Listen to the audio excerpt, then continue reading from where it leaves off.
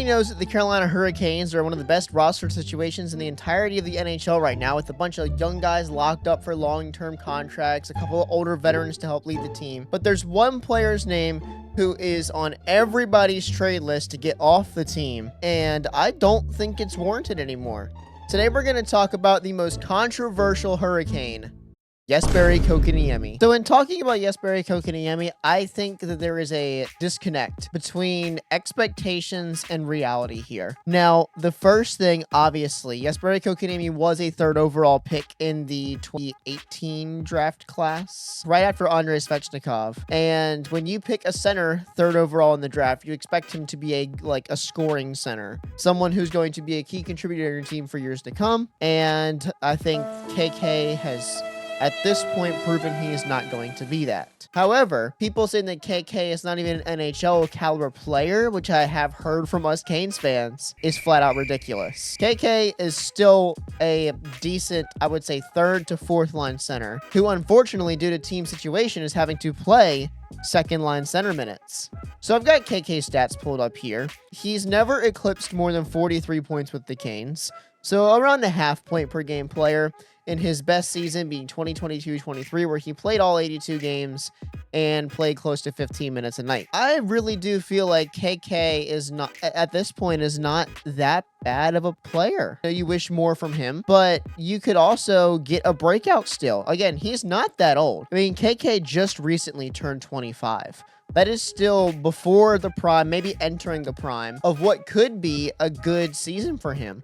Let's think about this. In terms of last year, he started on a line centering Marty Necas and Eric Robinson, a trio that lit the NHL on fire for the first month and was a key contributor in that. And then, Necas kind of fell off. We traded him and blah, blah, blah, blah, blah. Everything kind of, fell back into KK land, where there weren't as many goals scored, not as many points, and then a couple defensive gaffes. But again, 25. He's not old. It's not like we're paying a 34-year-old Jesperi Kotkaniemi $9 million a season to stink it up on our second line. We're paying a 25-year-old entering his prime Jesperi Kotkaniemi about $4.8 million, with the salary cap going up as fast as it is. Does not seem like that bad of a contract. I really don't understand why we are so bent out of shape about KK. I think it's more product of the 2C spot, but I think KK as a 3 or 4C would still be great. In addition to all this, we've seen that KK has been a good locker room presence. I mean, he's good friends with the other Finns. He's got a really nice connection with Seth Jarvis. I don't think I've seen anyone say that KK has been a bad teammate in the locker room. And sometimes taking away locker room presence is not good. I mean, the prime example that comes to mind right now is Jacob Trouba for the Rangers. The Rangers, were not great before Trouba got traded last year, but he was their captain. And Trouba wasn't exactly the best player on the ice either. He was way overpaid. What happened when the Rangers traded Jacob Trouba last year? They fell off a cliff. Disastrous end of the season for the Rangers after trading away their captain and one of their locker room presence guys. I really do think that's one of the reasons that KK is still on the team currently. So now I'm going to get into where I think that KK has good potential, and that's in the Rod Brind'Amour system as a third line center. Currently, we have Jordan Staal there. Jordan Staal is getting old. He just turned 37. And defensive big centers do not grow on trees. I think it'll be easier to find a 2C replacement than a potential 3C replacement for what Rod Brind'Amour wants out of Jordan Staal. Jesperi Kotkaniemi, while not as big as Jordan Staal and not as skilled, for a decently low cap hit by the time the cap hits $100 million.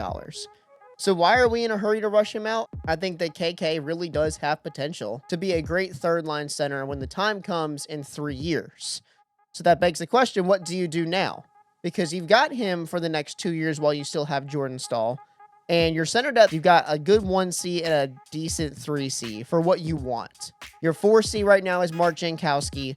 Pretty good. I mean, that's a good stopgap option. He had a ridiculous shooting percentage season last year with us. But KK at your 2C.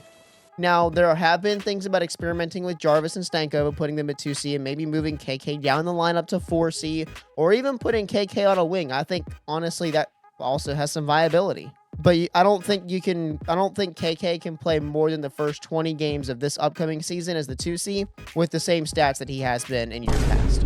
And again, we know that KK's floor at this point is like roughly like 25 to 30 points. That's the floor. I don't think you're going to get worse than that from Kotkaniemi because he's one of the most snake bit players constantly in the league. It's not like KK's over here being brutally bad offensively. He doesn't shoot as much as he used to. He doesn't score as many points, but he's not been bad. I mean, his shooting percentage last year was actually the second best of his career at about 10%, I believe, which is not bad at all. You can afford to keep Kotkaniemi on this lineup. And again, this is his floor. I'm not saying KK is going to blossom into a 60 to 70 point player, but if you can get KK to be a consistent, 50-point player by pairing him with better line mates, I mean, currently, he is slotted to play with, if the second line holds up, I believe it would be Svechnikov and Stankoven. That would be the best line that he has played with in his career with Carolina. And I think that could rejuvenate him. Sure, you want his defensive metrics to look a little bit better, but I think they could. And I think pairing him with good other offensively gifted players is huge and will maybe even help his development to help him bloom into a good center. Again, if KK blossoms into a 50-point guy, that's a great 4C to have. And then you can eventually find your second line center. So to kind of wrap it all up, we just need to trust the coaching staff and trust the process with KK.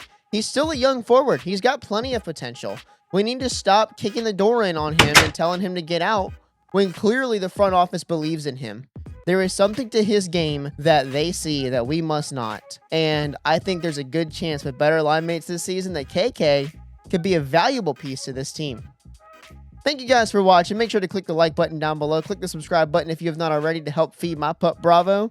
And yeah, leave a comment letting us know what you think about the Jesperi Kotkaniemi situation and what you would do different. Thanks again for watching, guys. And as always, stay crazy.